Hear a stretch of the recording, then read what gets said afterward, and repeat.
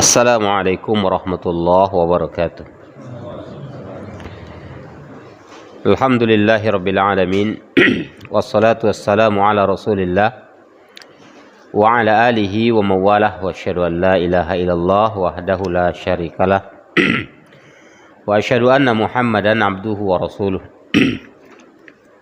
Ya ayyuhalladzina amanu taqullaha haqqa tuqatih ولا تموتن إلا وأنتم مسلمون يا أيها الناس اتقوا ربكم الذي خلقكم من نفس واحدة وخلق منها زوجها وبث منهما رجالا كثيرا ونساء واتقوا الله الذي تساءلون به والأرحام إن الله كان عليكم رقيبا يا أيها الذين آمنوا اتقوا الله وقولوا قولا سديدا يصلح لكم أعمالكم ويغفر لكم ذنوبكم ومن يطع الله ورسوله فقد فاز فوزا عظيما.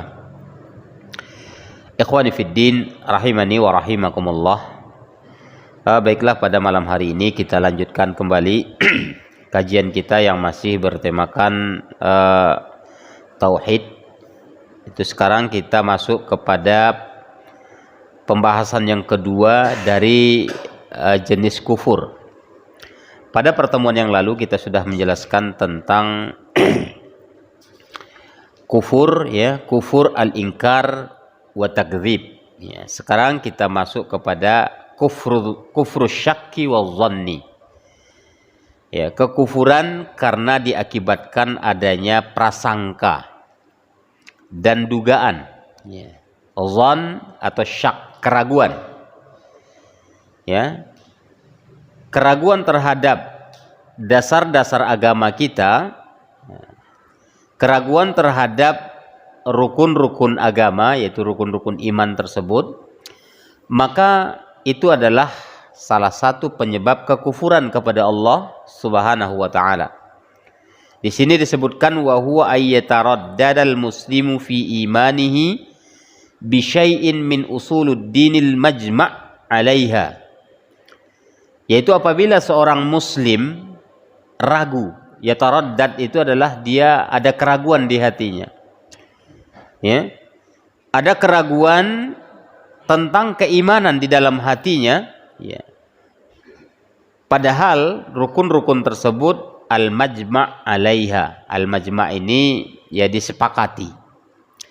Jadi kalau ada seorang muslim yang ragu akan rukun-rukun tersebut, ya, atau pilar-pilar keimanan tersebut, maka ini adalah salah satu kekufuran kepada Allah Subhanahu wa taala.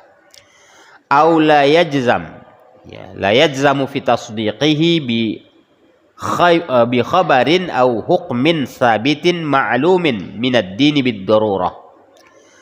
Atau barangkali dia tidak tetap di hatinya dalam pembenaran terhadap berita atau khabar. Atau barangkali dia ragu akan membenarkan satu hukum yang sudah tetap, ya, hukum yang sudah tetap di dalam agama kita, padahal kita tahu itu adalah sesuatu yang penting, ya, di dalam agama tersebut. Ya. Jadi ketika seseorang muslim tadi meragukan untuk membenarkan, ya, berita-berita yang datang dari Nabi Shallallahu Alaihi Wasallam, ini adalah kekufuran. Sepertinya hadis Nabi itu sudah nggak cocok hari ini, misalnya. Ini kekufuran. Apakah orang seperti itu sudah masuk kufur besar? Boleh jadi. Ya. Kufur besar kita tahu itu hukumnya kemarin sudah kita bicarakan sama dengan syirik besar. Ya. Cuman bentuknya berbeda. Secara hukum di dalam agama kita itu sama. Ya. Ya. Orang yang kufur besar itu sama dengan syirik besar, yaitu konsekuensinya dia hakikatnya sudah keluar dari agama. Ya. Faman taraddada aw lam yajzam fi imanihi wa tasdiqihi wa tasdiquhu bi arkanil imani aw ghairuha min usuluddin al-ma'lumah min ad-din bid-darurah wa thabit bin nusus al-mutawatirah au taraddada fi tasdiqi bi hukmin au khabarin sabitin bi nususin mutawatiratin mimma huwa ma'lumun minad dini bid-darurah faqad waqa'a fil kufri al-mukhrij minal millah. Ya, fil kufril mukhrij minal millati bi ijma'i ahli ilmi. Ya. Para ulama sepakat katanya, barang siapa yang ragu, tidak tetap keimanannya, ya, dalam hal membenarkan rukun-rukun iman, ya, rukun iman yang 6 ini, ya, atau yang lainnya, ya, termasuk rukun Islam, ya, termasuk juga perkara ihsan di dalamnya, karena tingkatan agama itu kan ada 3. Yang pertama Islam, yang kedua iman, yang ketiga ihsan. Ini diantara ya rukun-rukun tersebut, apabila ada seorang muslim yang ragu akan hal itu, untuk membenarkan rukun-rukun tersebut, ya, padahal itu merupakan dasar agama kita yang sudah kita ketahui bahwasanya adalah sesuatu hal yang penting kita ketahui bersama, ya. Al-ma'lumatu minad dini bid-darurah, maksudnya ini adalah sesuatu yang sangat penting untuk kita ketahui, untuk kita benarkan. Bahkan as-sabit bin nususil mutawatirah, bahkan itu sudah sabit, sudah tetap pendalilannya di dalam nas-nas yang mutawatir, ya. Ya, maksudnya sudah tidak ada lagi khilaf di dalamnya, semuanya sepakat. Ya, tentang rukun Islam misalnya itu kan sepakat sudah kaum muslimin. Sejak zaman dulu sampai hari ini sepakat. Kalau diajarkan di madrasah-madrasah, di pondok pesantren, ya tetap rukun iman itu 5, ya. Rukun Islam itu tetap, rukun ihsan itu semuanya tetap diajarkan. Ini sesuai dengan hadis yang sahih. Au taraddada fit tasdiq, atau barangkali seseorang tadi ragu dengan untuk membenarkan hukum yang telah sabit, ya, yang telah tetap nasnya, bahkan mutawatir di dalam agama kita. Bahkan ini juga sesuatu yang wajib untuk kita benarkan. Dia ragu akan hal itu, faqad waqa'a fil kufril mukhrij minal millah. Ya. Maka apabila terjadi pada seorang muslim hal-hal yang demikian, maksudnya keraguan terhadap yang kita sebutkan di atas tadi, maka ini sebenarnya dia sudah terjatuh ke dalam kekufuran al-mukhrij, yaitu yang mengeluarkan dirinya dari millah. Millah ini maksudnya agama. Ya. Ini para ulama sepakat akan hal itu. Ya. Artinya tak seorang pun di antara para ulama yang mengatakan, oh belum keluar dia tetap masih muslim itu misalnya. Tidak. Semua ulama sepakat. Baik ulama ya yang zaman dulu di zaman salafun saleh maupun setelah generasi-generasi mereka, ya. Karena yang disebut salafus saleh itu adalah kalangan sahabat, tabi'in dan tabi'ut tabi'in. Ini salafus saleh namanya. Orang-orang salaf yang saleh terdahulu. Adapun generasi setelah mereka masih salaf juga bagi kita, ya. Tapi yang disebut salafun saleh itu adalah 3 generasi utama setelah meninggalnya Rasulullah sallallahu alaihi wasallam. Tayyib.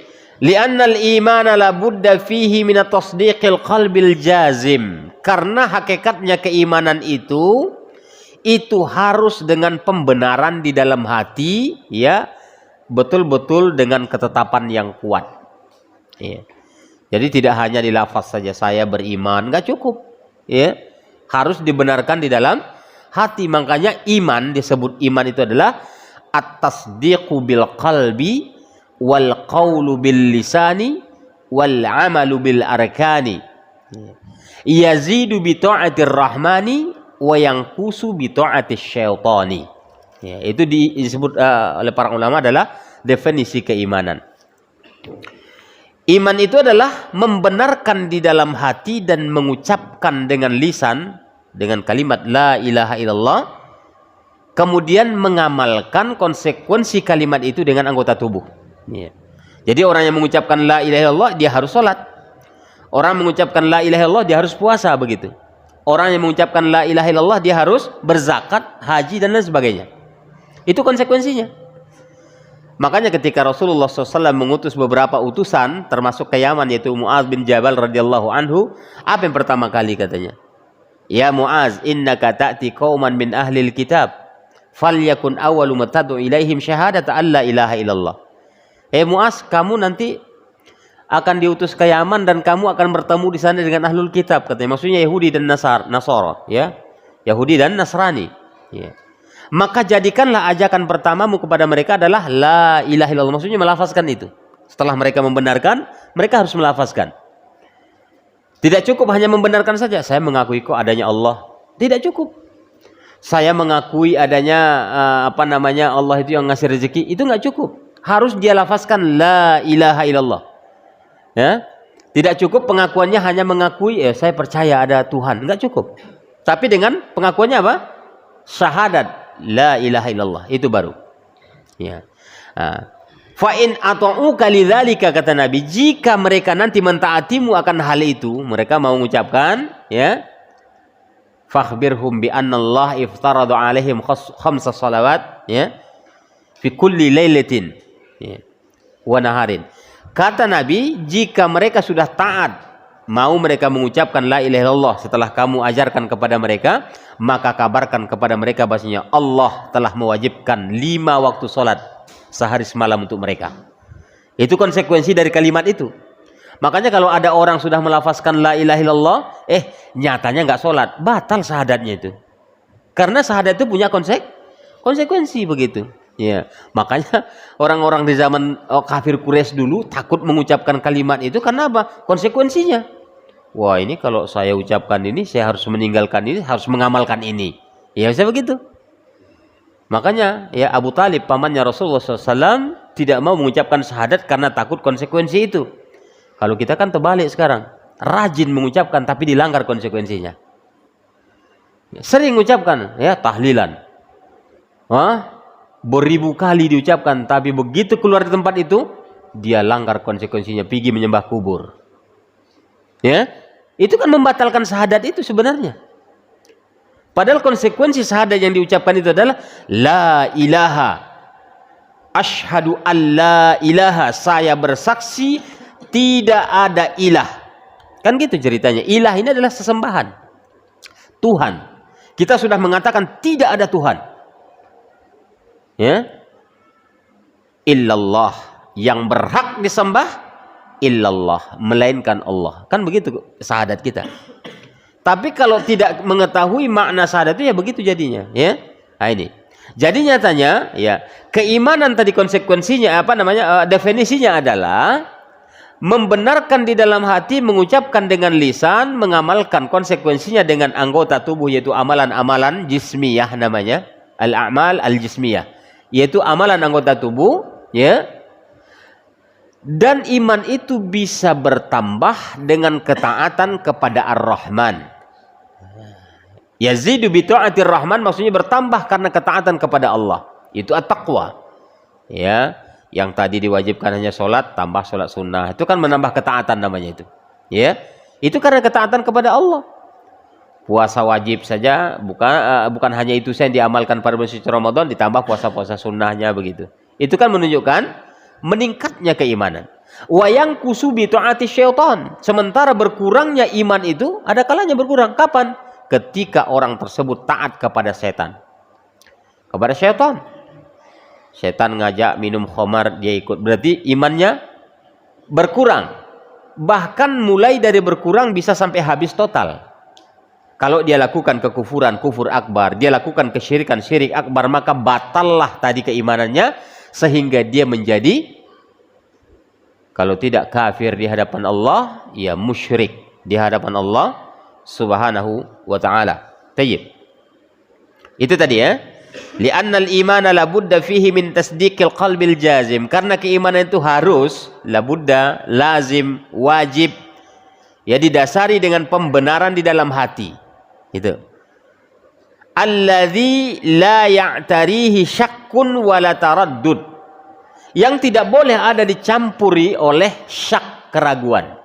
Enggak boleh ada keraguan di situ. Ya, betul enggak hari kiamat itu terjadi, ya? Nah, itu keraguan itu berarti. Pasti akan terjadi.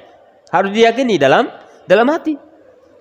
Faman taraddada fi imanihi falaysa bimuslimin. Barang siapa yang ragu, taraddud dia di dalam keimanannya tadi, betul nggak malaikat itu ada, ya?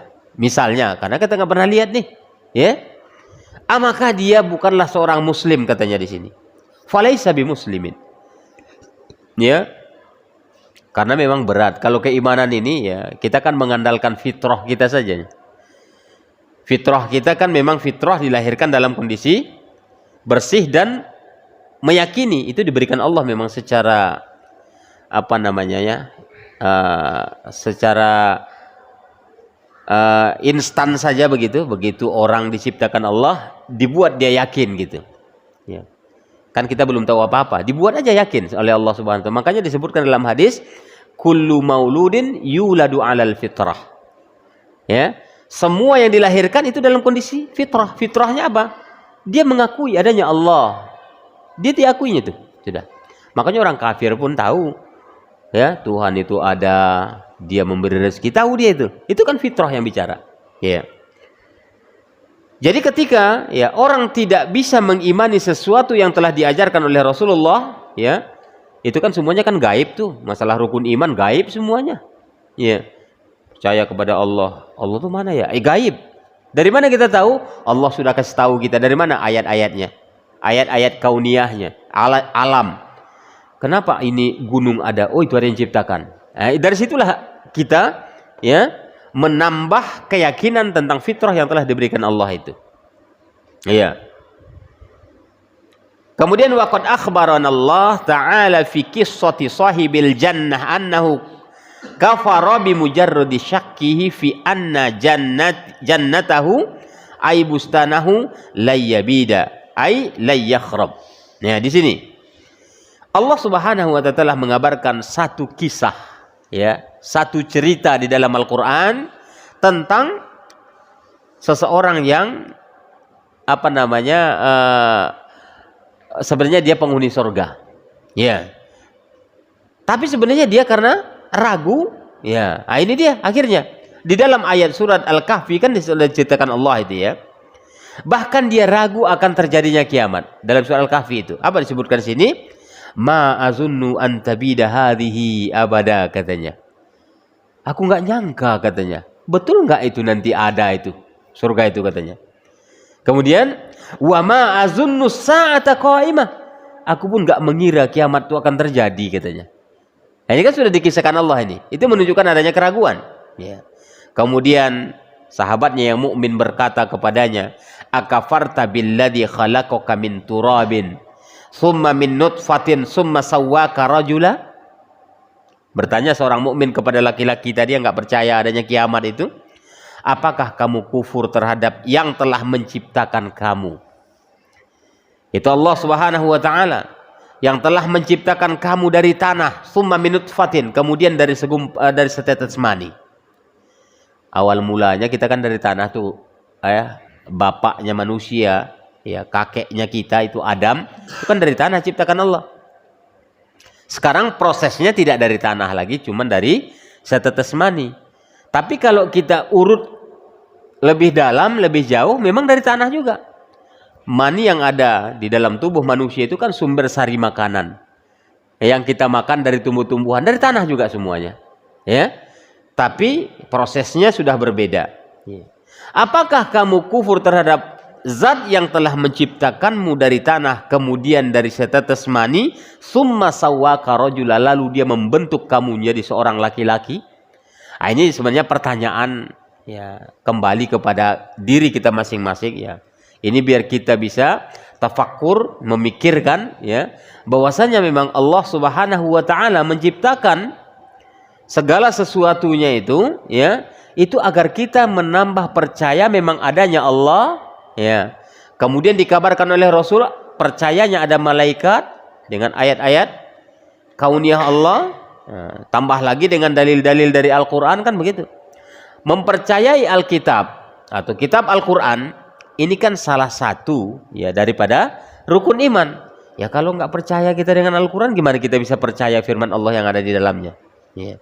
Makanya ini tidak bisa dipisahkan satu dengan yang lainnya. Makanya ketika ada orang ragu dengan rukun-rukun tersebut, maka terjadilah dia ke dalam kekufuran yang menyebabkan dirinya itu keluar dari agama. Wa min amsilati hadzal nau'i, di antara contoh kekufuran seperti ini, an ayyasyukka fi sihhatil Quran. Misalnya saja ya, ada orang yang ragu dengan keabsahan Al-Quran, ragu dia dengan kesahihan Al-Quran misalnya. Ayasyukka fi thubuti adzabil qabri, atau barangkali dia ragu apakah ya ada memang siksa neraka, siksa kubur itu misalnya. Nggak mungkin ada siksa kubur, kan cuma dalam tanah misalnya. Ragu dia dengan itu, kufur akibatnya. Au yataraddad fi anna Jibril alaihi salam min malaikatillahi ta'ala, atau barangkali dia ragu apakah Jibril itu termasuk dari malaikat Allah atau bukan gitu misalnya. Au yashukka fi tahrimil khamar, atau dia ragu tentang pengharaman khamar. Ya. Karena terkadang kan ada orang pemabuk, ada orang peminum. Kalau peminum biasanya dia banyak minum nggak mabuk. Ya. Kalau bagi saya malah minuman itu menambah kekuatan katanya. Misalnya loh. Oh, berarti yang khamar kan yang memabukkan. Berarti kalau nggak mabuk nggak haram dong. Logikanya kan begitu. Ya. Padahal bukan itu. Makanya Nabi mengatakan qaliluhu wa katsiruhu haramun. Kullu khamrin qaliluhu wa katsiruhu haramun. Setiap yang namanya khamar, sedikit atau banyaknya tetap aja haram. Nabi kan bilang begitu. Ya kalau cuma setes dua tetes kan nggak akan mabuk, biasa aja gitu. Cuman qaliluhu wa katsiruhu haramun. Ya. Ini tidak perlu diragukan begitu. Jadi kalau ada orang ragu tentang pengharaman khamar, maka dia kufur kepada Allah Subhanahu wa taala. Makanya seperti yang kita sebutkan pada beberapa pertemuan yang lalu, khamar itu kan segala sesuatu yang bisa menghilangkan alam bawah sadar seseorang, itu namanya khamar. Khamar itu bukan hanya bentuk cairan, ya. Khamar itu bisa bentuk tepung, pil, ya kan? Atau barangkali bisa bentuk ciuman saja, ngelem. Ada tuh anak-anak yang kurang terbimbing dan terarah, ya, ngelem katanya, sampai kering lem itu disap-isapnya. Akhirnya kayak orang teller gitu, ya. Itu khamar semua itu. Ya, kalau kita kan bayangannya khamar itu kan minuman, ya. Karena anggur gitu ya, anggur ya difermentasi sehingga dia memabukkan, itulah yang dianggap khamar. Tidak, khamar itu segala jenis yang bisa menghilangkan alam bawah sadar seseorang itu bisa termasuk khamar. Tayyib. Kemudian au yashukku fi wujubiz zakah, atau barangkali ada orang yang ragu dengan wajibnya zakat. Ya, mungkin sebagian orang ya tidak ragu sih, cuman tidak mau berzakat. Yang banyak kan gitu. Ya, sebenarnya tidak maunya berzakat ini ada indikator arahnya ke sana. Karena kalau tidak taat terhadap hukum Allah tersebut, ya bisa jatuh ke dalam kekufuran. Sama saja konsekuensinya nanti, ya. Tergantung sejauh mana dia mengingkari hal tersebut. Au yashukka fi kufril yahudi wan nasara, atau barangkali ragu dengan kafirnya orang Yahudi dan Nasara. Mereka juga kan baik. Jangan buru-buru kita kafirkan. Sekarang kan begitu. Islam liberal itu rata-rata seperti itu. Mengacaukan pola pikir umat Islam yang sudah murni itu bersih, dikacaukanlah dengan filsafat-filsafat mereka. Orang Nasrani juga mau ke surga kok. Jangan orang Islam aja yang punya surga itu begitu. Malah orang Islam ini dituduh punya surga itu. Yang punya surga itu Allah. Ya, bukan orang Islam. Tapi diperuntukkan untuk orang yang beriman dan bertakwa, betul. Orang Islam pun belum tentu dia masuk surga. Ya. Karena nggak cukup Islam saja. Banyak orang yang sudah Islam tapi tidak menjalankan syariat Allah. Maka disitulah letak kelemahannya. Akhirnya dia kufur di hadapan Allah walaupun dia masih Muslim di hadapan manusia. Ya. Tayyib. Kemudian au yashukka fi sunniyatis sunanir ratibah, atau barangkali dia ragu dengan sunnah yang sudah ditetapkan oleh para ulama. Ini sunnah Nabi begitu. Ya, ragu dia dengan sunnah itu. Ya, maka jatuh ke dalam kekufuran. Au yashukka fi anna Allah Ta'ala ahlaka fir'auna bil gharaqi, atau barangkali ada orang yang meragukan bahwasanya Allah membinasakan Fir'aun dengan menenggelamkannya di Laut Merah. Ada orang ragu misalnya karena tidak ada bekas-bekasnya, hanya Fir'aunnya sih ada begitu. Ya, saya nggak percaya, saya ragu itu misalnya. Padahal Allah yang menyebutkan, maka dia kufur. Au yashukka fi anna Qaruna kana min qaumi Musa, atau ada orang yang meragukan bahwasanya Qarun itu dari umatnya Musa. Ragu dia, bukan Musa itu misalnya. Ya. Wa ghairu dzalika minal usuli wal ahkami wal akhbar ats-tsabitah al-ma'lumah minad dini bid-darurah, ya. Atau barangkali ya dasar-dasar agama yang lain atau hukum-hukum ya yang tidak disebutkan di sini, atau berita-berita dari Rasulullah SAW yang sudah tetap, bahkan itu memang harus kita ketahui dalam agama kita, dan itu kita ragukan, maka itu menyebabkan kekufuran kepada Allah Subhanahu wa taala. Wallati sabaqa dzikru amsilatin katsiratin laha fin nawil awal, ya, sebagaimana kita bahas tentang kufur sebelumnya. Taib. Kemudian selanjutnya adalah an-naus tsalis, bentuk yang ketiga dari kufur ini, kufrul imtina'i wal istikbari. Kekufuran diakibatkan karena tidak mau menjalankan syariat dan kesombongan. Ya, ini kan banyak ini. Ya. Tidak mau menahan diri, dia tidak mau mengamalkan.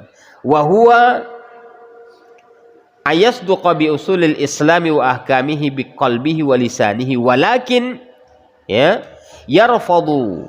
yarfadul inqiyad bi jawarihi li hukmin min ahkamihi istikbaran wa taraffu'an.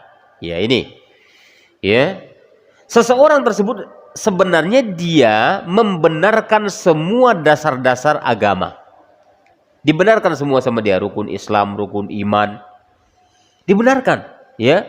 Baik secara hati ataupun secara lisan, dia benarkan itu semuanya. Saya percaya kok, ya. Bahkan saya sudah bersaksi. Saya sudah bersahadat. Walakin katanya di sini, akan tetapi dia meyakini dan sudah mengucapkan syahadat itu, yafrudu al-inqiyad bijawarihi, akan tetapi dia menolak untuk menjalankan ya syariat dengan amalan anggota tubuhnya, ya, karena kesombongan, ya. Jadi karena kesombongan dia tidak mau menjalankan syariat-syariat atau konsekuensi dari kalimat yang dia ucapkan, maka dia jadi kufur. Ya, dia kufur di hadapan Allah Subhanahu wa taala. Ini sudah kita jelaskan sedikit di atas tadi, ya.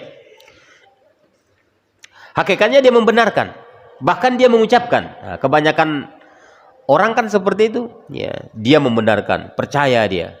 Dia mau mengucapkan, bersahadat. Wah, bahkan dia lebih fasih daripada kita mengucapkan syahadatnya. Ya. Mengucapkan kalimat la ilaha illallah dia lebih fasih misalnya. Tapi soal mengamalkan ajaran agama, di sini dia nggak mau dia jalankan. Nah, alasannya macam-macam lah, ya. Alasannya misalnya, oh saya nggak mampu, berat. Kalau saya amalkan nanti apa kata dunia, ya, apa kata tetangga. Saya jalankan nanti syariat agama ini, tetangga benci sama saya. Biasa kan begitu, ya. Ini kekufuran ini. Kalau saya jalankan nanti ini syariat agama ini, wah ini kan sudah bertolak belakang dengan adat istiadat kita. Padahal kita tahu Nabi diutus oleh Allah Subhanahu wa taala, Nabi yang terakhir dan Rasul yang terakhir diutus ke umat ini, itu adalah untuk mengubah segala tradisi adat istiadat yang tidak sesuai dengan tuntunan Allah Subhanahu wa taala itu. Ya. Kalau sekarang kan begitu, menjalankan agama beratnya kenapa? Karena takut dimusuhi oleh orang lain, ya. Padahal nanti mati pun sendirinya kita, bukan bersama-sama, ya. Takut kita dimusuhi itu, ya. Wah, saya kalau menjalankan agama itu, waduh, gimana ya? Ini dia, ya. Ini termasuk nanti ke dalam, ya, kesombongan, bahkan menolak ajaran Allah Subhanahu wa taala. Memang konsekuensi menjalankan agama itu begitu, ya. Makanya dikatakan oleh Nabi SAW, ya, bada'al islamu ghariban fasayaudu ghariban fatuba lil ghuraba, ya. Islam itu dulu ketika Nabi datang diutus oleh Allah Subhanahu wa taala, Islam itu dianggap aneh di kalangan orang-orang kafir Quraisy. Makanya dikatakan Nabi fasayaudu ghariban, nanti di akhir zaman akan kembali aneh lagi itu agama. Aneh lagi dia. Tapi apa kata Nabi? Fatuba lil ghuraba, maka beruntunglah orang-orang yang dianggap aneh. Ya. Sekarang kan begitu, menjalankan agama aneh. Wah, aneh. Dulu lah ya, mungkin bapak-bapak mungkin tidak pernah mendengar itu. Kalau dulu misalnya ada seorang wanita yang kebiasaan hidupnya ya biasa layaknya masyarakat kita misalnya. Kemudian dia mendapatkan hidayah Allah Subhanahu wa taala dengan merubah penampilannya. Diubah penampilannya pakai baju besar, apa tuduhan orang-orang kepadanya? Oh, fulana hamil rupanya. Makanya pakai baju besar dia. Itu tuduhannya. Ya. Itu tuduhannya seperti itu. Sakit, ya. Tapi memang itulah kebenaran.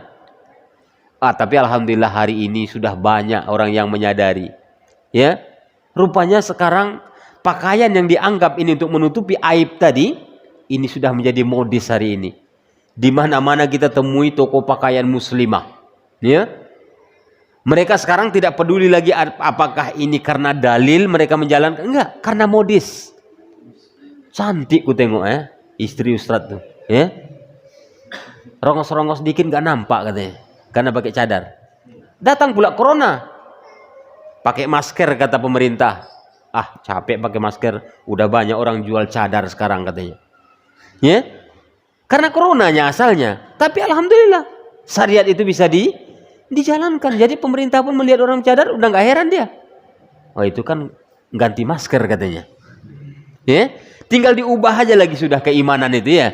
Niatnya tinggal diubah. Oh, niat saya menjalankan agama Allah. Selesai sudah. Dapat pahala. Daripada niatnya hanya modis saja, ubah niatnya menjadi mengamalkan ajaran agama. Sudah selesai. Kalau dulu Masya Allah kita misalnya dakwah kemana-mana tuh, waduh Pak Ustadz, berat Pak Ustadz mengamalkan ajaran tuh. Berapa beratnya? Rupanya sampai bertonton rupanya beratnya. Sampai nggak bisa dia jalankan. Iya kan? Jilbab katanya berat kali Ustaz menjalankan jilbab besar itu. Jilbab kecil aja dihina kita katanya. Emang berapa kilo sampai jilbab dipakainya? Ditimbang jilbab satu nggak sampai sekilo. Berat katanya itu. Yang berat tuh bukan di kepalanya, di hatinya. Ya, ini kekufuran ini. Ya, tayyib.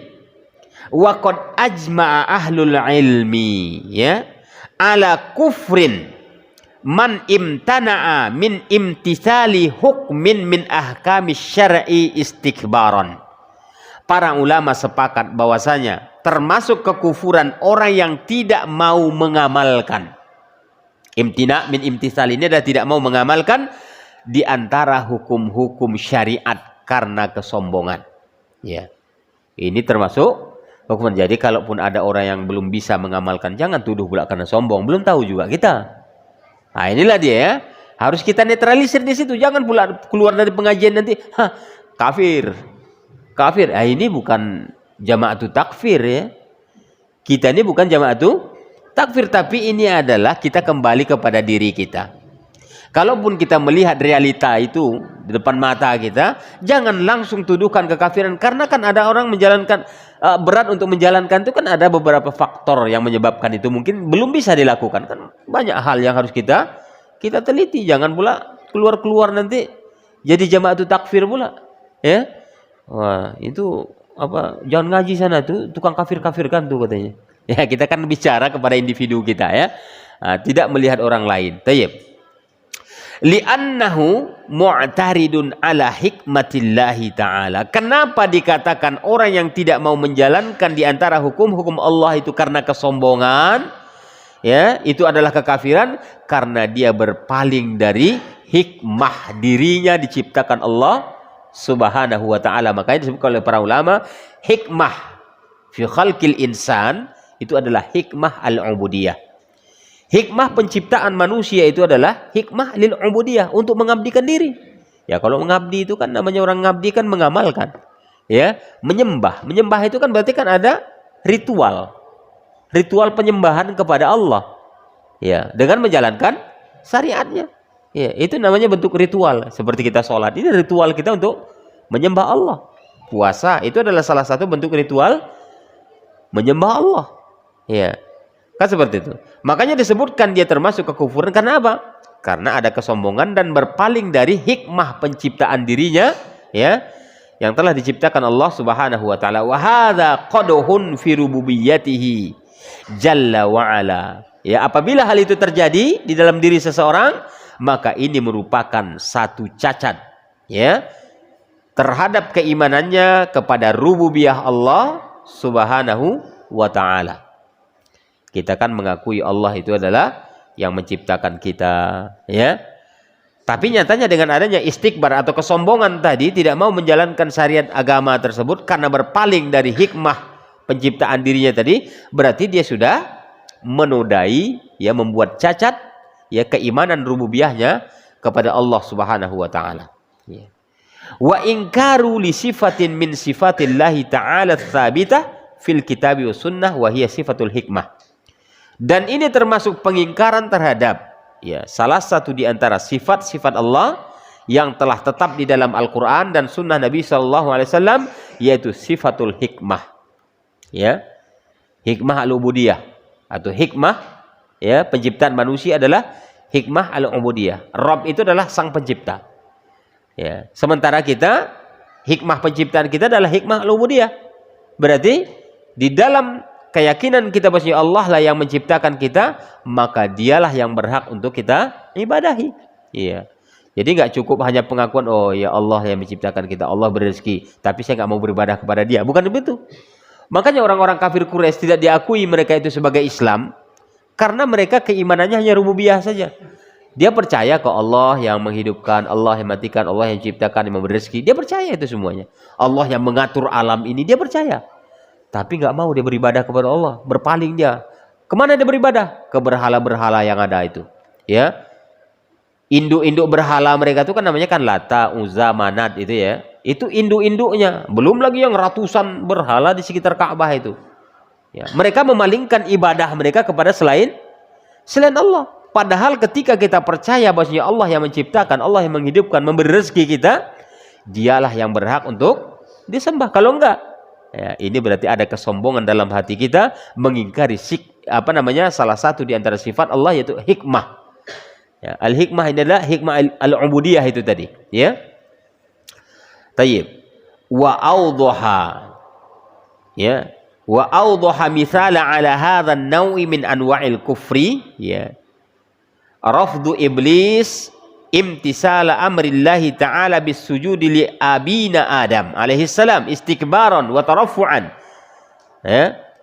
Ini diantara yang paling nyata sekali, ya, diantara bentuk pengingkaran atau kekufuran jenis ini, ya, itu seperti berpalingnya iblis untuk menjalankan perintah Allah, ya, agar sujud kepada bapaknya kita, yaitu Adam alaihi salam, karena kesombongan. Dia kan mengingkari itu, nggak mau dia sujud, ya. Ketika Allah memerintahkan semua makhluk yang ada di situ untuk sujud, fasajadu illa iblis. Semuanya sujud melainkan iblis. Iblis ini kana minal jin. Iblis itu kan adalah salah satu sifatnya. Itu sebenarnya bangsa jin, ya. Ada setan, itu bangsa jin juga. Makanya minal jinnati wan nas. Ya. Tayyib. Jadi di sini disebutkan wa an hadzal fi'l alladhi amarahu Allah Ta'ala bihi mu'taridan 'ala dzalika bi annahu afdal min Adam. Ketika Allah memerintahkan agar mereka sujud, ya, kepada Adam, tapi yang namanya iblis tadi, ya, dia berpaling, tidak mau bersujud kepada Adam karena dia merasa lebih mulia, lebih utama daripada Adam yang baru saja diciptakan. Makanya dalam ayat Allah Subhanahu wa taala disebutkan, ya, ana khairum minhu khalaqtani min narin wa khalaqtahu min tinin. Ya. Aku itu lebih baik dari dia. Setelah Allah perintahkan itu, iblis bicara, aku lebih baik daripada Adam. Ya, khalaqtani min narin. Ya, kamu ya Allah telah menciptakan aku dari api, kata iblis. Wa khalaqtahu min tinin, sementara Adam itu kamu ciptakan dari tanah, katanya. Ya, dia merasa lebih mulia. Ya. Sebenarnya di sini tidak ada masalah kemuliaan di situ disebutkan. Cuman siapa yang taat terhadap perintah Allah itu sebenarnya. Ya. Makanya kalau sekarang menjalankan agama itu, jangan kita merasa biar lebih afdol kita tambahlah syariatnya, jangan. Ya, misalnya sholat subuh. Wah, sholat subuh kayaknya cuma 2 rakaat, padahal waktunya panjang, kita tambahnya biar 3, 4 biar banyak pahala. Ah ini. Ya, ini bukan soal itu gitu, ya. Tapi kenapa Allah buat misalnya subuh 2 rakaat? zuhur tuh 4 rakaat. Kenapa? Padahal zuhur tuh sempit kali waktunya, lagi kerja orang. Ya, belum lagi makan siangnya, tersita sekian waktunya misalnya. Iya, sebenarnya Allah buat itu biar Allah lihat siapa di antara hambanya yang taat terhadap perintahnya, itu aja sebenarnya. Nggak perlu diulas-ulas. Ya, kenapa? Ya, soalnya saya pernah dapat pertanyaan itu dari jemaah. Ya, sebenarnya dia ingin memojokkan sebenarnya. Pertanyaan itu sebenarnya ya pertanyaan sudah apa namanya itu? Sudah lama, udah sering kita dengar. Ustaz, kenapa kok sholat subuh 2 rakaat? Sholat zuhur 4 rakaat? Lah, yang pertama Pak gitu, itu adalah perintah Allah. Itu yang pertama. Yang kedua, biar Allah tahu siapa di antara kita yang taat terhadap perintahnya. Akhirnya bangkit, dia pulang dia. Nggak nanya lagi. Ya itu kan pertanyaan-pertanyaan mau apa namanya? Mau memojokkan sebenarnya biar nggak usah bisa jawab dia. Nah, kan gitu sebenarnya. Niatnya begitu, rupanya salah. Ya. Tayyib. Jadi nyatanya iblis ya diperintahkan bukan masalah lebih utama atau siapa yang mulia, bukan. Tapi Allah ingin melihat siapa di antara hamba-hamba Allah tadi yang taat kepada perintah Allah Subhanahu wa taala, ya. Kemudian iblis juga menyebutkan dalam ayat yang lain, asjudu liman khalaqta tinan? Apakah perlu aku sujud dengan makhluk yang diciptakan dari tanah, katanya. Nah, ini kan pembangkangan sebenarnya. Ini yang disebut istikbar, kesombongan, ya. Jadi kesombongan inilah yang menyebutkan seseorang tersebut kufur kepada Allah. Fa'tarada ala hikmatillahi ta'ala fi hadzal amri. Maka iblis pun berpaling dari hikmah penciptaan makhluk itu dalam perintah ini. Ya. Penciptaan makhluk kan sebenarnya lil ubudiyah itu tadi. Itu hikmahnya. Jadi kita diciptakan ini sebenarnya, ya, andai kata, kalau boleh kita berandai-andai. Dulu waktu Nabi SAW menyebut sholat ke Sidratul Muntaha, ke langit yang ketujuh sana, itu kan 50 kali sehari semalam itu pertama diwajibkan.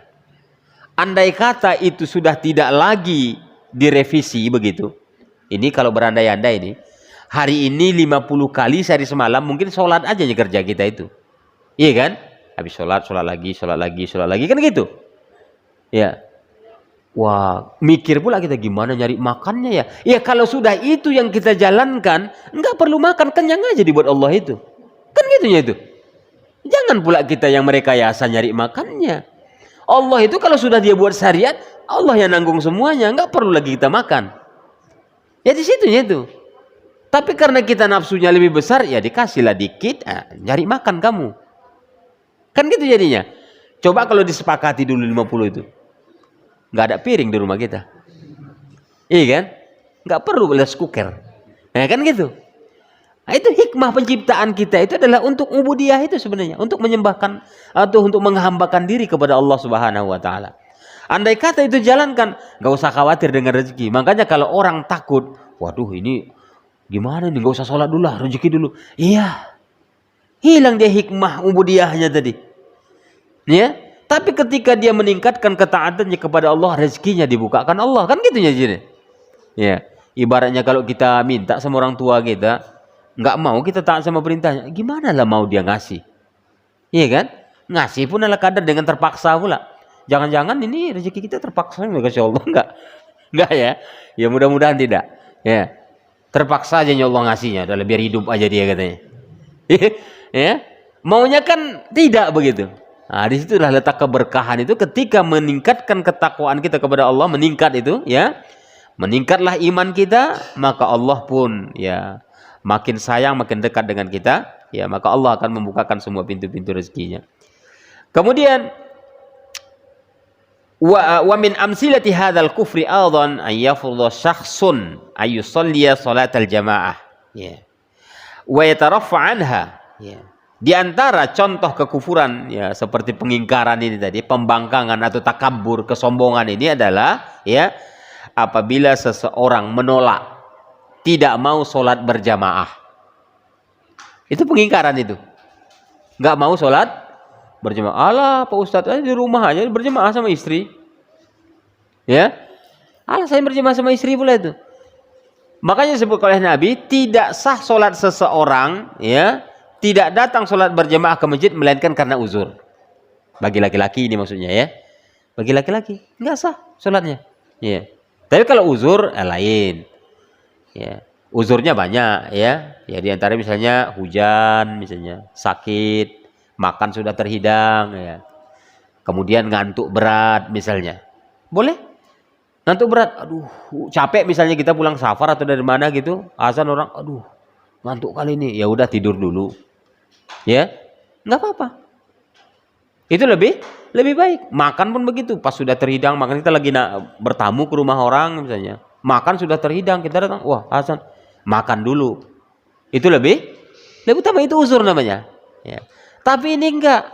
Ya biasa-biasa aja, nggak ada kendala apa-apa, hujan tidak, becek pun jalan nggak juga, udah mulus semuanya, makan nggak ada yang terhidang, sakit nggak sehat, nggak ke masjid, maka tidak sah. Sholatnya itu termasuk pengingkaran atau kesombongan, ya, sehingga dia tidak taat terhadap perintah Rasulullah SAW yang mewajibkan sholat ke masjid itu tadi, ya. Wa yartafi'u anha li'annaha tastawi bainahu wa bainal akharin, ya. Ketika dia tidak mau atau tidak mau menjalankan perintah itu tadi, dia sudah menyamakan dirinya dengan orang yang tidak mau taat terhadap perintah Allah, ya, seperti iblis itu tadi. Dia sudah menyamakan dirinya sebenarnya itu. Wa min amsilatiha aidan, di antara contoh yang lain ya juga, ayyam tani'a syakhsun an lubsi libasil ihram. Misalnya saja, ini permisalan saja. Ada seseorang pas lagi dia umroh atau haji, dia nggak mau pakai pakaian ihram. Karena dia orang kaya, orang terhormat, banyak duit, ya. Dia nggak mau pakai pakaian ihram. Kenapa? Li'annahu min za'mihi libasul fuqara wala yaliqu bihi. Ya. Karena dia menganggap bahwasanya pakaian ihram itu adalah pakaian orang fakir, orang miskin, ya. Jadi dia nggak mau ngamalkan misalnya, maka ini adalah termasuk kekufuran. Bahkan kekufuran seperti ini, jadi seperti ini adalah bisa mengeluarkan dirinya dari agama. Na'udzubillah min zalik. Ya. Tayyib. Ya. Kita bahas satu lagi, yaitu masih ada ini ya, masih 2 menit lagi. Wah itu kayaknya nggak bisa kayaknya. Ya. Soalnya kalau disambung nanti ya belum sampai batas sudah habis waktunya. Tayyib. Sebagaimana tadi sudah kita jelaskan bahwasannya di antara kekufuran kepada Allah Subhanahu wa taala, yang pertama adalah kekufuran karena apa? Karena pengingkaran dan pendustaan terhadap syariat Allah Subhanahu wa taala. Yang kedua adalah kekufuran karena ragu dan bimbang, ya, terhadap rukun-rukun Islam, rukun iman ataupun rukun ihsan. Kemudian yang ketiga adalah tidak mau mengamalkan ajaran agama karena kesombongan. Ini adalah jenis-jenis kekufuran yang terkadang kemungkinan kekufuran jenis seperti ini bisa mengeluarkan seseorang dari agama. Ya. Makanya nanti akan dibahas juga tentang kufur itu, ada kufur besar, ada kufur kecil. Kalau dia kufur kecil memang tidak sampai dia mengeluarkan seseorang dari agamanya. Tapi yang kita khawatirkan, kita masih enak-enak saja, nyatanya kita sudah di luar garis agama, sehingga kita tidak dianggap oleh Allah Subhanahu wa taala sebagai seorang muslim. Nah, ini yang kita khawatirkan sebenarnya. Tayyib. Insyaallah untuk pertemuan berikutnya ya, nanti akan kita jelaskan tentang bentuk yang keempat dari kekufuran, ya. Masih berkaitan dengan kufur besar ini, ya. Ini masih banyak sebenarnya pembahasan tentang kufur ini, ya, termasuk ya kufur dari jenis kemunafikan begitu ya, dan lain sebagainya. Insyaallah masih panjang pembahasan kita, tapi